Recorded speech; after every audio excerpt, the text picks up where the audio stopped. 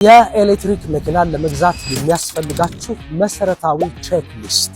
ሰላም፣ ሞገስ ሞተርስ። አንደኛ፣ በምን ያህል ኪሎ ሜትር ውስጥ ነው እንቅስቃሴ ያለው? 430 ነው የሚበቃኝ? 510 ነው? 602 ነው? የትኛው? ሁለተኛ፣ የባትሪ ካፓሲቲው ምን ያህል ነው? 37.7 ኪሎዋት ወይስ 40.6 ወይስ ከዛ በላይ?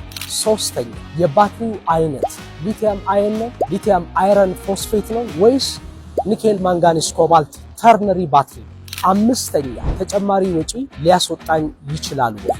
የት ነው ሜንተነንስ ላደርገው የምችል? ምንድናቸው ሜንተነንስ የሚደረጉት?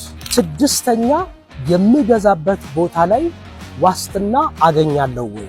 የጥገና ማዕከል አላቸው ወይ? ቻርጅ ስቴሽን አላቸው ወይ? የስፔር ፓርት አቅርቦት ያመቻቻሉ ወይ? ልክ እንደዚህ እንደ ሃሌል የመኪና መሸጫ ብቁ ባለሙያ ያላቸው መሆኑን ማረጋገጥ። ሰባተኛ፣ መኪናው የድራይቪንግ ሲስተም አለው ወይ?